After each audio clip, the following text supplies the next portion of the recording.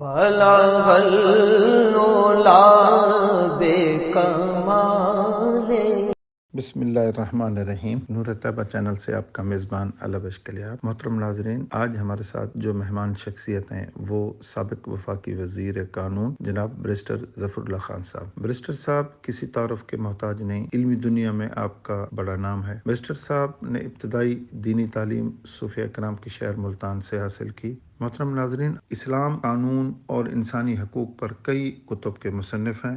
آپ کی کتب سے معلوم ہوتا ہے کہ مسلمانوں نے ماضی میں تغیر اور جد و جہد کے دائمی اصولوں کی روشنی میں ہر چیلنج کا جواب دیا۔ محترم ناظرین، آج ہم بیرسٹر صاحب سے تصوف کے متعلق آگاہی لیں گے، اور میرا ان سے پہلا سوال یہی ہے کہ بیرسٹر صاحب آپ ہمیں یہ بتائیں کہ تصوف کی حقیقت کیا ہے اور اس کی ابتدا اور ارتقائی منازل اس نے کیسے طے کی؟ جناب بسم اللہ الرحمن الرحیم۔ تصوف سے مراد انسان کی جو باطن ہے، جو اس کی نفسیات ہے، اس کو اپنے کنٹرول میں لانا ہے، یا جو حقیقت مطلقہ ہے یعنی خدا پاک ہے، اس کی طرف انسان کا رجحان ہونا۔ یہ ہر مذہب میں ہے، ہندوازم میں ہے، عیسائیت میں ہے، یہودیت میں ہے۔ ہندوازم میں رحمانیت کہلاتی تھی، موکس سے، یہودیت میں قبالہ ہے، اور ہندوؤں میں جو بھی ہم سب کو معلوم ہے زرتشتوں میں تھے۔ یہ روایت ہر مذہب میں ہے۔ دین اسلام میں بھی یہ روایت آئی ہے۔ دین اسلام میں دو بڑی روایتیں ہیں، ایک قانونی روایت ہے، فقہ کی روایت، اور ایک تصوف کی روایت۔ جو دین کے بظاہر اعمال ہیں، جسم سے جو کرنے ہیں، جو سماج میں کرنے ہیں، وہ فقہ میں چلے جاتے ہیں، اور جو باطنی اللہ کا تعلق ہے، صبر ہے، شکر ہے، توبہ ہے، اللہ کے حضور رہنا ہے، نبی پاک صلی اللہ علیہ وسلم سے محبت کرنی ہے، یہ جو چیزیں ہیں، باطنی جو چیزیں ہیں، وہ سارے تصوف کراتی ہیں۔ تو نبی کریم صلی اللہ علیہ وسلم کی وہ پہلو جو باطنی زندگی سے تھے، صحابہ کرام میں خاص طور پر سید ابو ذر بخاری، ابو دردہ رضی اللہ تعالیٰ عنہ، سیدنا ابو سعید خدری رضی اللہ عنہ، حضرت ابو موسیٰ اشعری رضی اللہ عنہ، اور سیدنا سلمان فارسی، ابو ہریرہ رضی اللہ تعالیٰ عنہ، یہ اس طرح کے جو فقیر منش لوگ تھے جو سفر میں بیٹھ رہتے تھے۔ پڑھنا ان کا کام تھا، مال دور کی دلچسپی نہیں تھی، دین پڑھنا، دین پہ عمل کرنا، اللہ کے لیے یاد کرنا، ذکر کرنا، یہ ان کا کام تھا۔ ان کے بعد تابعین آ گئے، سعید بن مسیب رضی اللہ تعالیٰ عنہ، حسن بصری رضی اللہ تعالیٰ عنہ، عدی لوگ ہیں۔ ان لوگوں نے اس باطنی روایت کو آگے بڑھایا، اور بڑھتے بڑھتے جو ہے وہ عہد حاضر کی جو شکل ہے آپ اس کو دیکھ رہے ہیں۔ اگر کہ عہد حاضر تصوف کی شکل بگڑی ہوئی ہے، پہلے دور میں ایسا نہیں ہوتا تھا، وہ استاد شاگرد کا رشتہ ہوتا تھا۔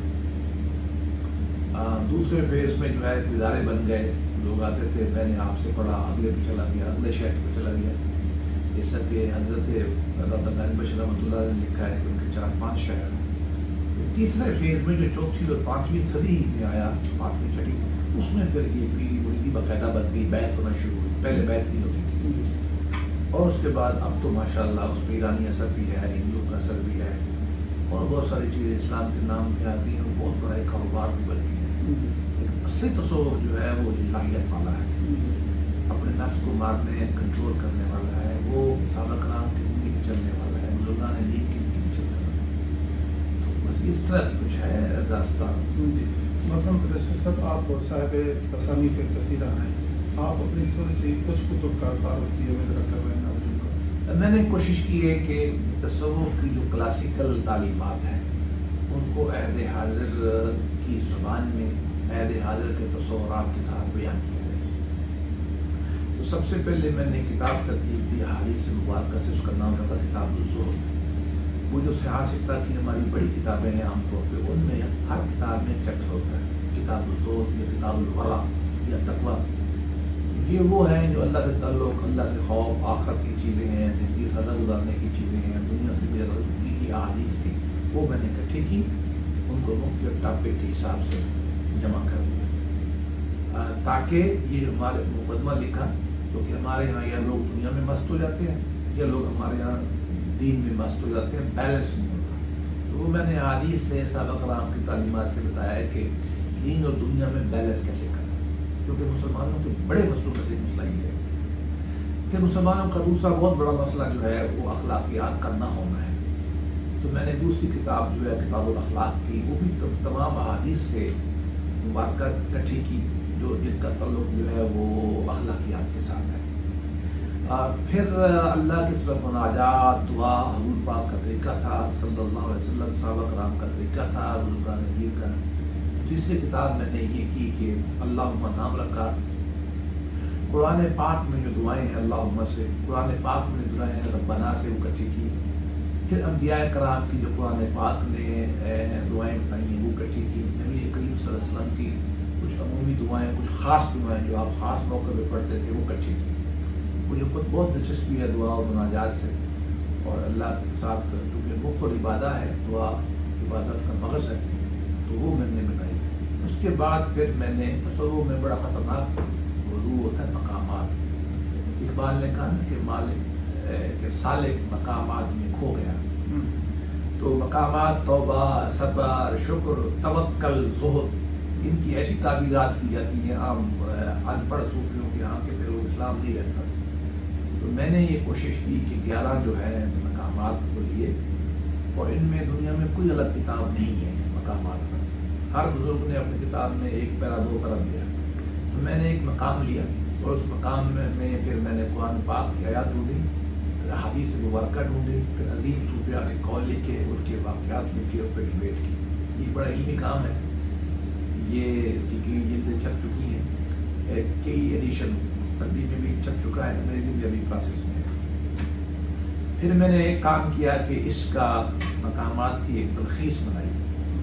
یہ مجھے ممنون حسین اللہ رحم کرے، صدر پاکستان نے یہ کتاب لانچ کی تھی اپنے شوق سے، تو انہوں نے مجھے 2 نصیحتیں کی تھی، فرماتے تھے کہ میرے سر کے ساتھ پڑھی ہوتی کتاب، تو انہوں نے مجھے کہا ایک اس کا خلاصہ بناؤ اور ایک کی زبان آسان کرو، تو میں نے دونوں کام کیے۔ اگلے ایڈیشن میں نے زبان بھی صاف کر دی، ابھی تیسرے کے چوتھے ایڈیشن میں جا رہی ہے، تو میں دوبارہ اس کی زبان کسی اور دانشور سے سہل کروا رہا ہوں، اور اس کے بعد جو ہے اس کی میں نے تلخیص بنائی، حضرت کے کہنے پر 150 صفحے کی، مطلب کتاب 600 صفحے کی ہے، اس کا نام میں نے رکھا ذوق بندگی۔ پھر تصور میں احوال بہت اہم ہے، احوال سے مراد کیا ہے، کبھی صوفی رونے لگ جاتے ہیں، کبھی خوش ہونا شروع کر دیتے ہیں، کبھی اللہ کی محبت میں چلے جاتے ہیں، کبھی خوف میں چلے جاتے ہیں، کبھی بست، کبھی قبض، کبھی رجا، مدد، عقیدہ ہے، نفسیاتی کیفیات ہے۔ ہاں، مقام سے مراد یہ ہوتا ہے کہ اللہ پاک کسی سے خوش ہو جائے اور اس کو اپنی قربت اور کوئی مقام عطا کر دے، توبہ عطا کر دے، صبر عطا کر دے، رضا عطا کر دے، اللہ کی طرف سے ہوتا ہے۔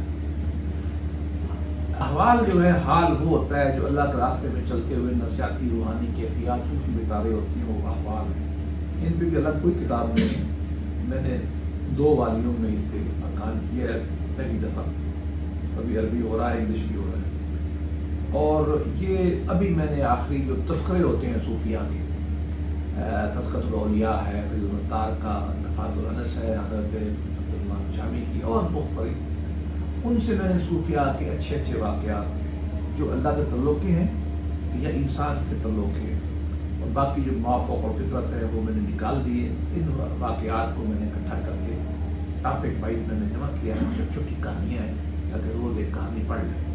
بس ابھی تصوف پہ آخری بڑی کام جاری ہے، اس کو آپ ٹیکسٹ بک کہہ سکتے ہیں، متن کہہ سکتے ہیں، اس پہ میرا کام جاری ہے، تاکہ اس کے جو تصورات ہیں ان کو قرآن و حدیث کی روشنی میں بیان کر دیا جائے، تاکہ اللہ اصل تک مقصد یہ ہے کہ قرآن و حدیث کی روشنی میں کلاسیکل علماء اور کلاسیکل صوفیات کی جو تعلیمات ہیں نئی زبان میں آگے منتقل کر دی جائے۔